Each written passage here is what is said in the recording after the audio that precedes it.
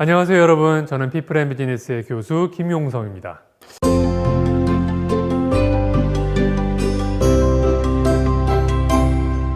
우리 주변에 이런 사람들 있죠. 내가 저거 이미 생각했었는데. 그런 사람들의 말대로라면 그들은 정말 세상을 바꾸고도 남을 일을 많이 했을 겁니다. 하지만 그들은 세상을 바꾸지 못했죠. 왜요? 생각을 실천으로 이어가지 못했으니까요. 세상에는 생각만 하는 사람과 실행까지 하는 사람 이렇게 있다고 합니다. 여러분은 어떤 사람이세요? 제가 이 시간에 여러분께 여러분의 실행력을 좀 더 키우는 방법 알려드리겠습니다. 이런 말 들어보셨어요? 넘치는 의욕, 딸리는 실력. 이게 참 가슴 아픈 일이죠. 우리는 하고 싶은 일은 정말 많은데 그런 것들을 다 해내지 못해서 좌절하고 심지어는 죄책감을 느끼기도 합니다. 이 문제를 어떻게 해결할 수 있을까요? 실행력을 강화하는 방법이 있기는 한 걸까요? 우리가 겪고 있는 실행력 부족의 문제는 간단한 부등식으로 표현할 수 있는데요. 할 일이 자원보다 크다입니다. 할 일은 너무 많고요. 그 일을 하는데 필요한 자원은 부족하다는 겁니다. 자원이라고 하면 돈, 물건처럼 손에 잡히는 것도 있지만 시간이나 의지처럼 형태가 없는 자원도 있죠. 이 문제를 해결하는 방법은 아주 분명합니다. 우리 다 알아요. 다만 실천을 하지 못하는 거죠. 그 방법이란 이렇습니다. 첫 번째, 할 일을 줄이고 두 번째, 자원을 늘리는 겁니다. 구체적인 방법을 하나씩 알려드리죠.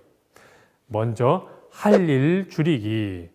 할 일 중에는요, 반드시 해야 하는 일, 하면 좋은 일, 하고 싶은 일, 해도 되는 일 등이 다 뒤섞여 있습니다. 그러다 보니 할 일이 너무 많아요.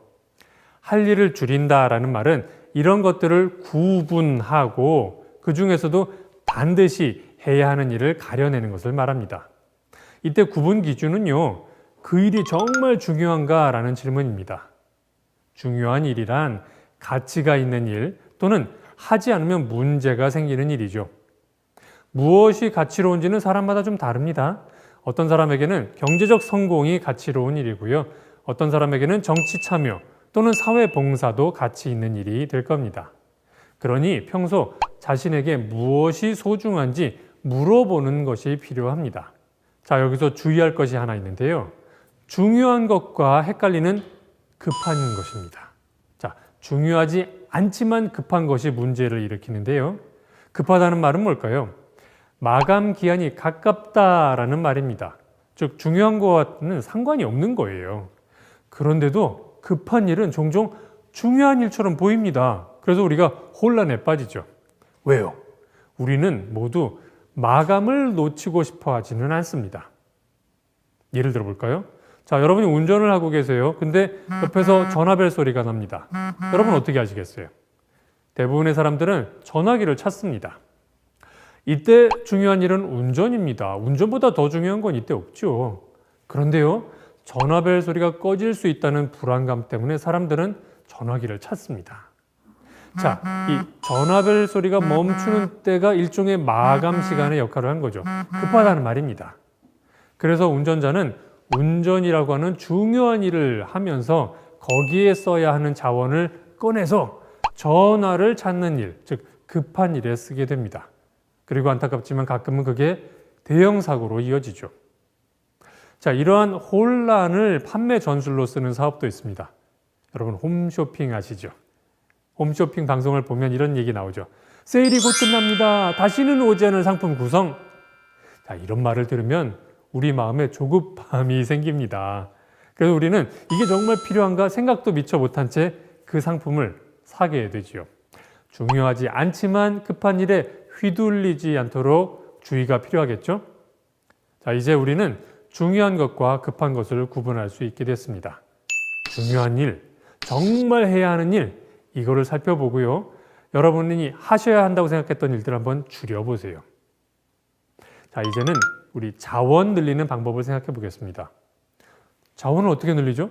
하루를 25시간으로 만들거나 갑자기 체력을 늘리는 일, 가능한가요? 불가능합니다.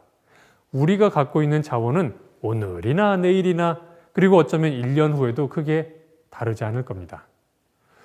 그렇다면 어떻게 자원을 늘릴 수 있을까요? 엄밀히 말하면 우리가 하려는 것은요, 자원을 늘리는 게 아니라 가용 자원을 늘리는 겁니다. 즉, 우리가 쓸 수 있는 자원을 좀 더 만들어내는 거죠. 사람들은 눈을 떠서 잠이 들 때까지 끊임없이 무언가 생각하고 몸을 움직이고 결정을 합니다. 그래서 시간이 흐를수록 우리가 가진 대표적인 가용 자원, 즉 시간과 의지는 점점 줄어들게 마련이죠. 그런데 만약에 우리 삶에 자율주행 기능이 있어서 이것이 우리를 대신에 선택을 해준다면, 또 행동을 해준다면 얼마나 좋을까요? 근데 사실 우리에게 그런 게 있습니다. 우리는 이것들을 습관 이렇게 부르죠. 즉, 우리가 이 습관들을 잘 관리하면요, 우리는 많은 부분의 고민을 덜 수 있고요, 그만큼 가용 자원이 늘어납니다. 자, 이 습관은요, 3가지 요소로 구성되어 있습니다. 아니, 습관이면 습관이지 뭘 그렇게 3가지 요소가 있다 그래? 아, 그렇다니까요. 이 3가지는 단서, 반복 행동, 그리고 보상입니다. 우리가 흔히 습관이라고 생각하는 이 반복 행동은 전체 습관의 일부입니다. 먼저 단서가 있어야 반복 행동이 시작이 됩니다. 그리고 그 행동으로 인해서 보상을 얻을 때만 우리는 그 행동을 반복하는 거죠. 그래서요, 습관을 없애는 방법은 생각보다 간단합니다. 반복 행동을 일으키는 이 단서를 없애거나 보상을 줄이는 거죠. 예를 들어 볼까요? 자, 흡연하는 분이 보건소에 연락을 취해 도움을 청했습니다. 금연 도우미가 이 금연 희망자에게 전화를 합니다. 언제요? 점심시간에. 그리고 이렇게 얘기를 하는 거죠. 식사 후에 흡연 욕구를 자극하는 동료, 그분들로부터 좀 떨어져서 산책을 해보시는 건 어떤가요? 라고요. 즉, 흡연 습관을 자극하는 단서를 제거하는 겁니다. 보상을 없애는 것도 아주 좋은 방법이죠. 자, 이런 상상 한번 해보세요. 어린아이가 넘어져서 막 울다가 주변을 봤는데 엄마가 없어요. 엄마가 없는 걸 깨닫고 아이가 울음을 뚝 그칩니다. 자, 그런 장면 보신 적 있나요? 있죠. 왜 이러는 걸까요? 엄마의 위로가 아이에게는 일종의 보상입니다. 그런데 그 보상이 없으니 아이가 울음을 멈추는 거죠. 이처럼 우리의 행동은 종종 보상 여부에 따라서 유지되기도 하고 사라지기도 합니다. 이제 새로운 습관을 만드는 방법도 상상하실 수 있겠죠? 즉, 여러분이 희망하는 반복 행동 앞에 단서, 끝나고 보상, 이 2가지를 설계하는 겁니다. 뭐가 좋을까요? 한번 상상해 보죠. 아침에 운동을 해보는 건 어떨까요? 자, 아침에 운동을 해야지 이렇게 생각을 하셨다면 자기 전에 침대 옆에다가 운동복 그리고 양말을 꺼내놓고 주무세요. 아침에 시간 돼서 눈을 떴습니다.